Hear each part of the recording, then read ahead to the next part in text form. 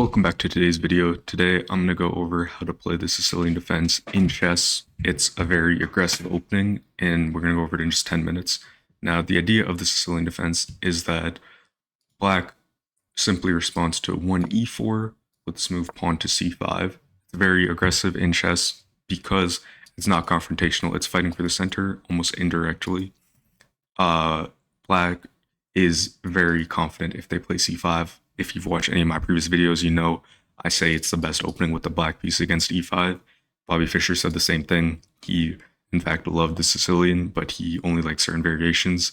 He did not like the dragon variation, he liked the knight variation, both of which will be covered in this video. So I'm just going to go into it. After black plays his move pawn to c5, white has a number of different responses. The most common responses are knight to f3, knight to c3, d3, or d4. Now I'm just going to go over d4 first because we're not going to go super in-depth in it, simply because it's a different opening. But the idea with d4 is that black simply takes, and now white plays his move pawn to c3, and white takes back with the knight. Now the idea with the white pieces is that you're going to say, okay, well, I have more development. I have a pawn on the e4 square. I have a knight developed, and black simply has no development, but black has an advantage of one pawn, one white pawn. So that's why white simply plays it a lot of the time. A computer gives black a slight advantage, and in fact, this opening is not seen too much past 2200 level chess. It's called the Smith-Morton Gambit. I like it. I think it's a fun little opening, but personally, I wouldn't play it in a serious game. Online, sure, because different factors online. Next, the most common response also, I said d3. I don't like the move d3 simply because g6. In fact, I haven't seen the move d3 played in a while.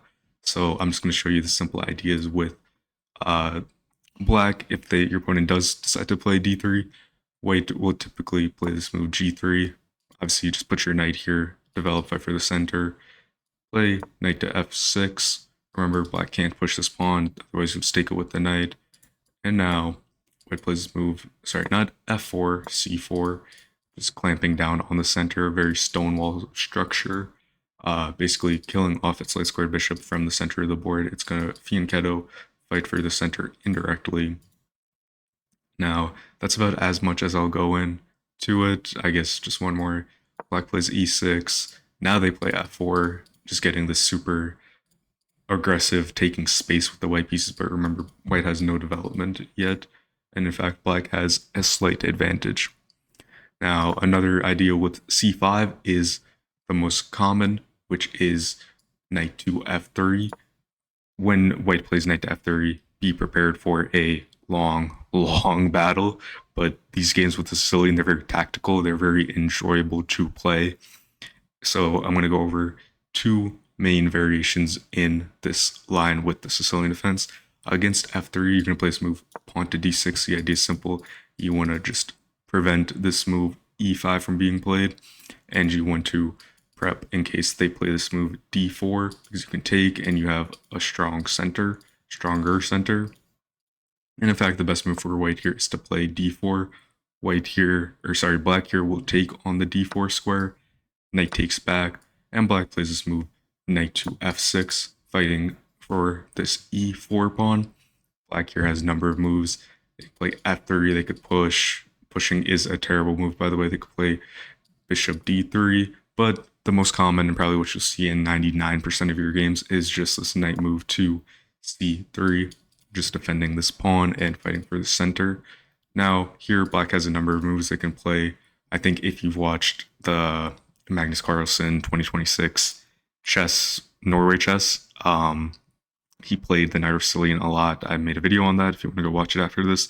But he said black here has something. I don't know if it was here, maybe it was later on, but he said in the Knight of Sicilian, which is this move pawn to a6, he said after white makes their next move, black has something like 15, I think, maybe he said 16 different moves, and they're all very good moves.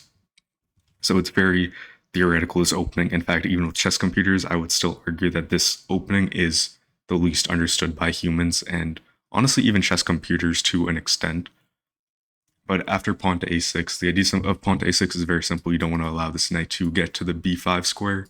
So now white has a bunch of different moves. They can play f3, supporting their e pawn. But typically, what you'll see bishop to e3. This is a very popular line with the Sicilian defense, the Niter specifically. But even in just normal Sicilian structures, bishop to e2 and e3 is very common in these openings.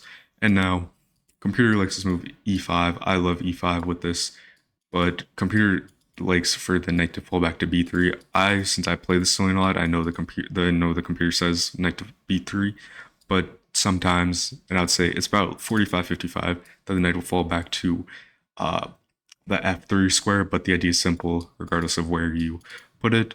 Next move for white or black is simply bishop to e2, bishop to e7, bishop to e2, bishop to e6, putting pressure here, queen to d3, short castle, long castle. And this is very aggressive. This is called the Upchensky variation. Don't know if I'm saying that right, but it's very nice. Idea is simple. You have a stacked gun, loaded gun on the d file, and black simply will play this move knight to c6 just to support this and get its rook active. Play this move b5 and just unleash a nice attack. Sometimes in this variation, what white can do is through this move e5, if they go knight to here, sometimes what you see is you will play this move e7, but then they will probably play something, I think they play h3, and black is still has fighting chances, but you just have to know this line. I like this move b5, pawn to b5. I do simply just want to storm this knight, move it, reroute it, maybe get in the center, trade, and open up the center a little bit with short castling ideas to terrorize the king. Now, that's just one variation. The other variation that I talked about is after this move order. Instead of playing this pawn to a6, you play this move pawn to g6. This is the dragon variation. Bobby Fischer famously condemned this opening. I think it's a bad opening. I don't think it's as bad as Fischer condemned it to be, but you'll see that if you, I think the video is called How Bobby Fischer Destroyed the Sicilian Defense, that's on my channel. You can go watch it after this. But the idea is simple.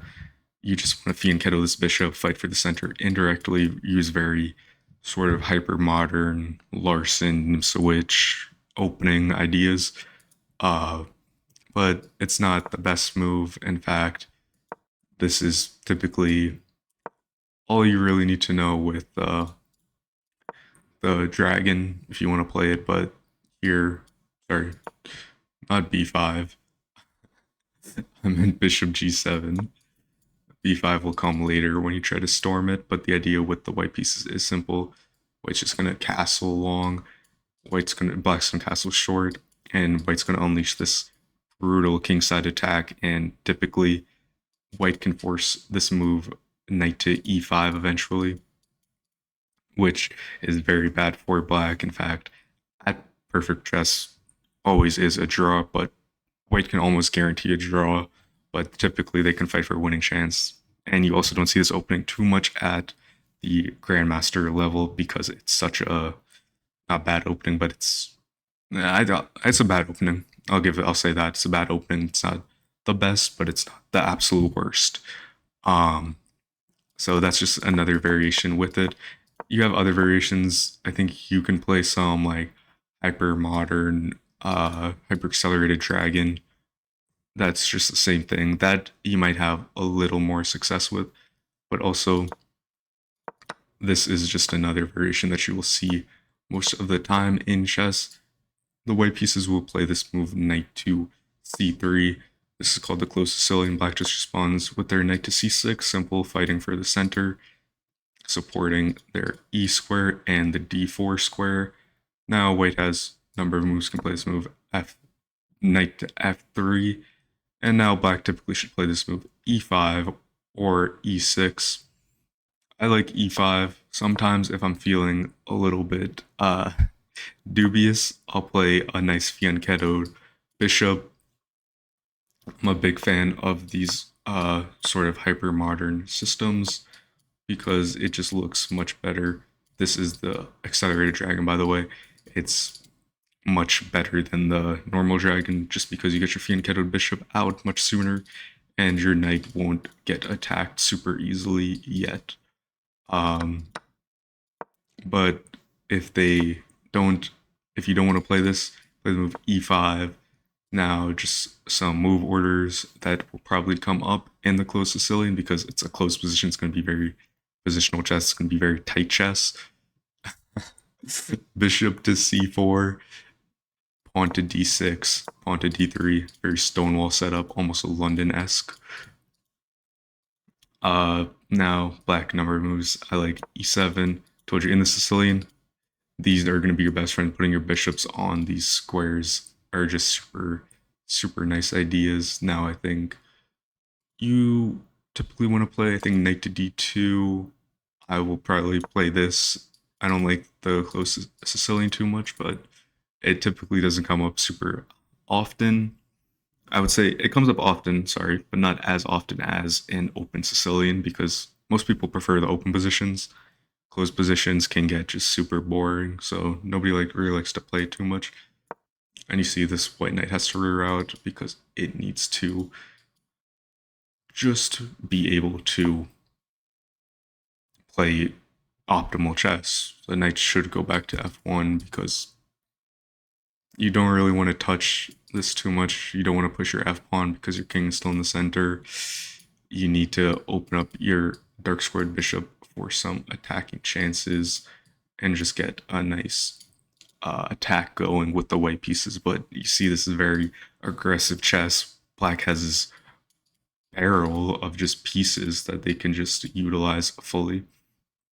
So that's how you play the Sicilian defense. I would say it's typically not recommended super early for beginners simply because it's a very theoretical opening. It can be it can go very wrong if you don't know what you're doing.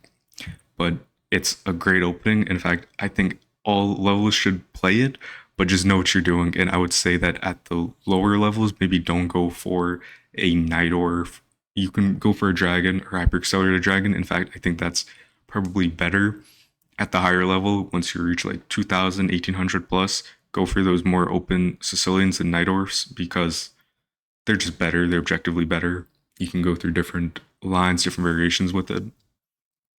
But the dragon is very bad at the high level. Everybody knows how to counter it. It doesn't have too much playable opportunities. It's slightly better than a Smith Mora, but it's not that good. I will say if you're like sub 800, maybe don't touch the Sicilian yet. You should know how to play against it and understand the ideas. But in fact, I condemn the Carcon, but I think sub 800, the Carcon is just very simple because the move order is very straightforward. It's not a hard opening to remember. And obviously, as most chess openings are, it can get super theoretical, super detailed. But if you just understand how to play chess, how to find what pieces go where, the ideas of what your knights should be doing, your bishop should be doing, I think more than often you'll find yourself in a good position. In fact, you can probably fight for wins. I don't like the Carcon. The separate video, I made a video on it, but just to sum it, I don't like the Carcon because it's basically just a draw if you play perfectly. To me, it has the same playability as Petrov. That's probably a lot of people are not going to like that, especially GMs, but I don't think it's a good opening. I don't think it's a bad opening, but I don't like it. But if you like this video, make sure you like, comment, subscribe, and let me know what other openings or videos you want to see in the future, and I'll see you in the next one.